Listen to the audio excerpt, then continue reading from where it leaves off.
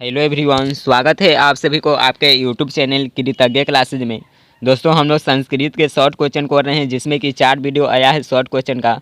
उसमें हम लोग 10-10 क्वेश्चन कर रहे हैं, तो टोटल हम लोग 39 क्वेश्चन को कर लिए हैं। यदि आप उस वीडियो को नहीं देखोगे तो ज़रूर देख लीजिएगा, बहुत ही इंपॉर्टेंट क्लास चल रहा है। आपको फिक्स है कि इस क्लास से 16 नंबर आपको मिलने वाला है। इससे अलग एक भी प्रश्न नहीं रहेगा, ये वादा है। तो आप सभी पिछले वीडियो को ज़रूर देख लीजिएगा। यह इसका 5वां वीडियो होने वाला है संस्कृत के। इसमें हम लोग 11 क्वेश्चन को करेंगे, 39 तक कर लिए और इसमें 50 तक करेंगे। तो आप सभी इसे ज़्यादा से ज़्यादा दोस्तों तक शेयर कर दीजिए और पिछले एपिसोड को आप सभी ज़रूर देखेगा। इसका यह एपिसोड नंबर कितना होने वाला है, तो 5 नंबर यह एपिसोड है इस वीडियो का। चलिए आप सभी अपने दोस्तों के पास शेयर कर दीजिए और देखेंगे 40 नंबर क्वेश्चन से। चैनल पे न्यू हो तो सब्सक्राइब करके बगल के बेल आइकन पे ऑल पे सिलेक्ट कीजिए, जिससे आपको जब भी लाइव क्लास होगा तो आपके पास नोटिफिकेशन मिलते रहेगा। तो आपके क्लास का मात्र कितना दिन बचा है, तो आज दिनांक कितना हो गया, 18। तो आप सभी रोज़ लाइव 6:15 में क्लास ज़रूर ज्वाइन कीजिएगा। 6:15 में यहाँ पे रोज़ क्लास होता है, तो आप सभी 6:15 पर क्लास ज्वाइन कीजिए और अपने दोस्तों को भी ज़्यादा से ज़्यादा इस क्लास के बारे में बताइए। और टेलीग्राम चैनल ज़रूर ज्वाइन कीजिए, वहाँ पे बहुत सारे स्टडी मटेरियल है जो कि दिए जा चुके हैं और दिए भी जा रहे हैं। बहुत सारे नोट्स है जो कि अभी रेडी हो रहा है और रोज़ आपके वहाँ पे टेलीग्राम पर नोट्स दिया जा रहा है। तो टेलीग्राम चैनल ज्वाइन कर लीजिए। देखेंगे यहाँ पे 40 नंबर क्वेश्चन को शुरू करते हैं। देखिए, 6 प्रकार के दोष कौन है, पठित पाठ के आधार पर चर्चा करें। क्वेश्चन क्या पूछा गया कि 6 प्रकार के दोष कौन है, पठित पाठ के आधार पर चर्चा करें। आंसर की बात करेंगे। आंसर देखिए, 6 प्रमुख क्या यार 6 प्रकार के दोष। ओए माय गॉड। चलिए यहाँ पे देखिएगा आप सभी, 6 प्रमुख के दोष है। यार क्या यह टाइपिंग हो गया। चलिए यहाँ पे देख लीजिएगा, 6 प्रमुख दोष है जो कि है निंद्रा, तद्रा, आलस्य, दीर्घ सूत्रता, भय, क्रोध। इन्हें छोड़ने से ही ऐश्वर्य एवं धन प्राप्ति संभव है। 6 प्रकार की दोष की बात करेंगे तो निंद्रा है, तद्रा है, आलस्य है, दीर्घ है, सूत्रता है, भय, क्रोध, ये सभी है जो कि 6 प्रकार के दोष है। तो यहाँ पे 40 नंबर क्वेश्चन कन्फर्म होता है। यदि आपको किसी भी क्वेश्चन में डाउट होगा तो नीचे कमेंट करके ज़रूर पूछिएगा। कमेंट बॉक्स में आप सभी उसे पूछेगा, लाइव चैट में नहीं। आपको कमेंट बॉक्स में उसका जवाब दे दीजिएगा। नेक्स्ट 41 नंबर क्वेश्चन देखेंगे, भीष्म प्रतिज्ञा पाठ से क्या शिक्षा मिलती है। भीष्म प्रतिज्ञा पाठ आप सभी पढ़े होंगे और बहुत ही मज़ेदार यह पाठ है। यदि आप नहीं पढ़े होंगे, इसका हिंदी लाइन वाला एक्सप्लेनेशन ज़रूर पढ़िएगा। बहुत ही बेस्ट क्लास होने वाला है। यह भीष्म प्रतिज्ञा था। आंसर की बात करेंगे, भीष्म प्रतिज्ञा पाठ से क्या शिक्षा मिलती है। तो भीष्म प्रतिज्ञा पाठ से यह शिक्षा मिलती है कि माता पिता की इच्छाओं की पूर्ति यथातथ्य करनी चाहिए। तो उसमें क्या होता है जिससे कि यह शिक्षा मिलती है, तो चलिए इसके बारे में देखते हैं कि राजा शांतनु की इच्छा हुई कि धीवर कन्या सत्यवती से विवाह किया जाए। जो राजा शांतनु थे, कहाँ के राजा थे, कहाँ के थे, तो इसका आप सभी बताइएगा। नेक्स्ट यहाँ पे क्या इनकी इच्छा है कि सत्यवती से विवाह किया जाए। इच्छा क्या होता है कि सत्यवती से विवाह किया जाए। जब वह नौका विहार के लिए निकलते हैं तो उनकी नज़र पड़ती है अचानक से सत्यवती पर, जो कि धीवर की कन्या रहती है, धीवर की पुत्री। धीवर एक राजा होते हैं, उनका पुत्री रहती है सत्यवती। शांतनु की इच्छा होती है कि सत्यवती से विवाह किया जाए, परंतु राजकुमार देवव्रत के होते यह संभव नहीं हो रहा था। लेकिन पहले से जो राजकुमार देवव्रत था, जो कि उनका ही नाम बाद में भीष्म होता है, तो देवव्रत के होके यह पूरा नहीं हो रहा था। तो देवव्रत ने जैसे ही पिता की इच्छा जानी, देवव्रत ने अपने जो पिता के जो खास मंत्रियों थे उनके बुला करके और यह इच्छा जानी, और उसके बाद तत्पश्चात आजीवन ब्रह्मचर्य व्रत की प्रतिज्ञा कर पिता की इच्छाओं की पूर्ति की। यहाँ आपको थोड़ी सी कन्फर्मेशन नहीं हो मिला होगा, तो कन्फर्म यहाँ पे आंसर लिखेगा। तो जब यह इच्छा होती है कि क्या धीवर कन्या सत्यवती से विवाह किया, जो देवव्रत जो कि राजकुमार रहते हैं, यानी कि किसके पुत्र, तो शांतनु के पुत्र कौन होते हैं, तो देवव्रत, और अपने पिता की इच्छा जानते हैं और उसके बाद जाके धीवर जो राजा होते हैं उनके पास जाकर के और ये प्रस्ताव को करते हैं। तो धीवर बोलते हैं कि एक ही शर्त पर विवाह होगा कि जो आने वाला होगा संतान जो सत्यवती से उत्पन्न होगा वही इस देश का राजा बनेगा। तो देवव्रत भी इस सब प्रस्ताव को है जो कि स्वीकार कर लेते हैं। तो फिर राजा बोलता है कि है तुमने तो स्वीकार कर लिया और उसके बाद तुम्हारे आने वाला जो पीढ़ी होगा यह तुम्हारा इसको अस्वीकार कर दे और वह राजा बनने की इच्छा बढ़े, तो इस पर देवव्रत है जो कि आजीवन ब्रह्मचार्य व्रत की प्रतिज्ञा करते हैं, यानी कि सदा यानी कि शादी नहीं करने की प्रतिज्ञा देवव्रत करते हैं। उसके बाद है जो कि सत्यवती का विवाह शांतनु से होता है। तो यही पाठ से शिक्षा मिलती है कि क्या तो माता पिता की इच्छाओं की पूर्ति यथातथ्य करनी चाहिए, इस प्रकार से इसमें दिया गया है।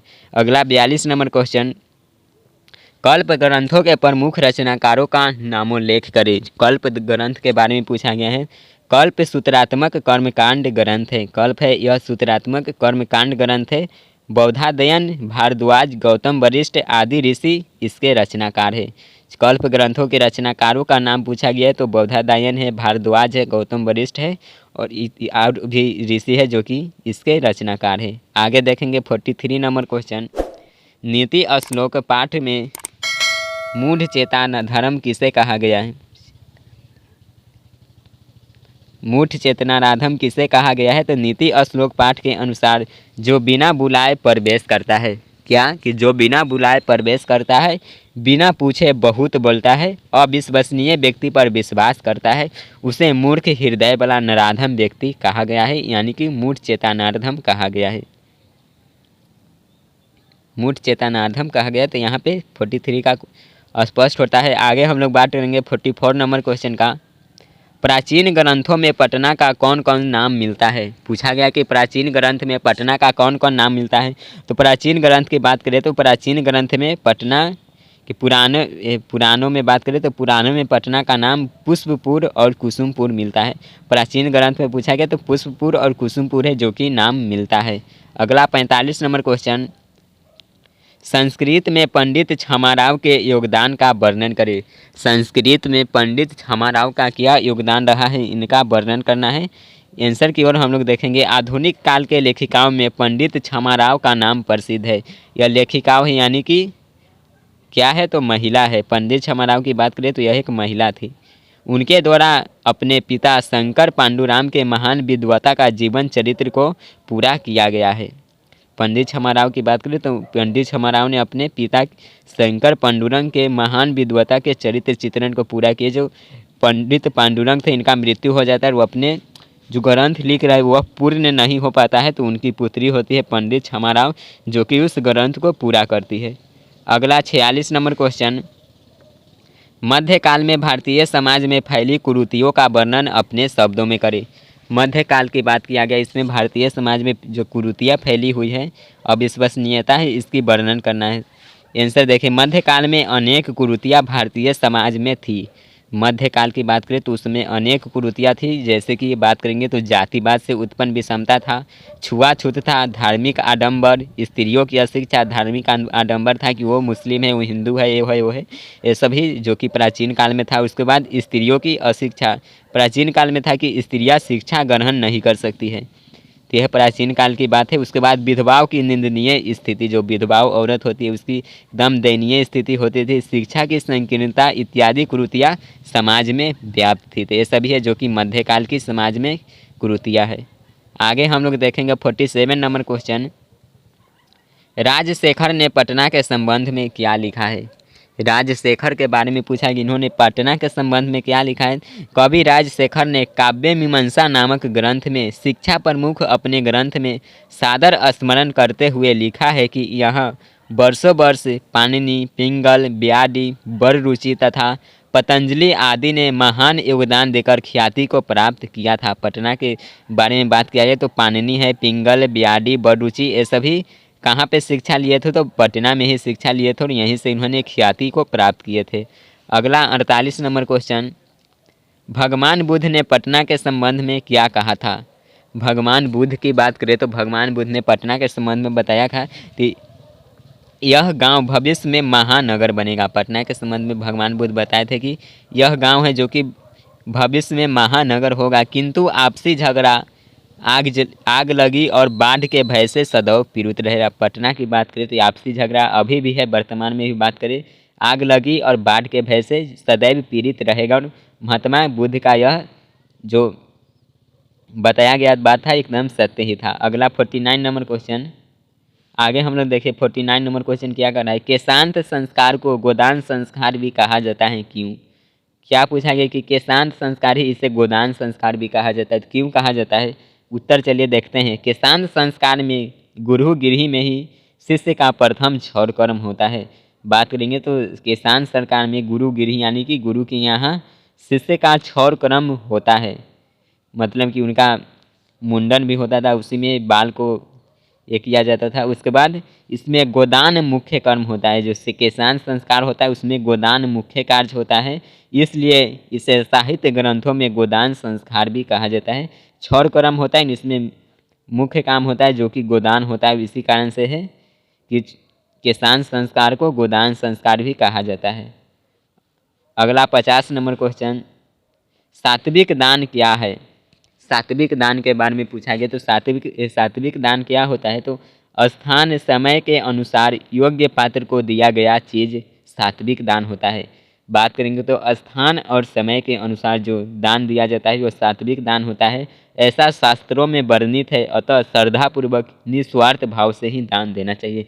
जब भी कोई भी चीज़ हो, गरीबों की मदद कीजिए तो निशांत एकदम श्रद्धापूर्व कीजिए और निस्वार्थ भाव से कीजिए। और जब उसके पास स्थान देखिए, उसके समय के अनुसार देखिए कि उसकी स्थिति क्या है। तो जैसे कि उसको भूख लगा हुआ है अभी, तो मानिए कि आपसे वो मांग रहा है कि क्या माने, तो खाना, और आप उसको दीजिए 10 दिन बाद जाकर वही खाना दीजिए, तो क्या वो उसके लिए उपयोगी होगा। तो यही पूछा गया कि उसके समय के अनुसार ही देना चाहिए और श्रद्धापूर्वक एवं निस्वार्थ भाव से देना चाहिए। तो यहाँ पे 50 क्वेश्चन कंप्लीट होता है संस्कृत का, और इसमें से फिक्स है कि 16 क्वेश्चन आएगा ही, और 16 में से आपको कितना बनाना है, तो 8 ही बनाना है। 8 क्वेश्चन आपसे एक क्लास से मिल जाएगा 2 नंबर का। कितना नंबर, तो 16 नंबर फिक्स इस क्लास से। और भी इसका इंपॉर्टेंट क्वेश्चन है, जैसे कि अभी टाइपिंग हो रहा है तो उसे भी करा देंगे। और एक ही वीडियो में हम लोग लाने वाले हैं एक महामैराथन क्लास संस्कृत का, उसमें कि 30 से 40 प्रश्न करेंगे जो कि 2 नंबरिया होगा, यानी कि शॉर्ट क्वेश्चन। तो आप सभी कमेंट में बताइएगा क्या संस्कृत का महामैराथन क्लास लगाया जाए। आप सभी कमेंट करके ज़रूर बताएंगे, और ये क्लास आपको कैसा लगा कमेंट बॉक्स में बताइए। मिलेंगे नेक्स्ट वीडियो में, बाय।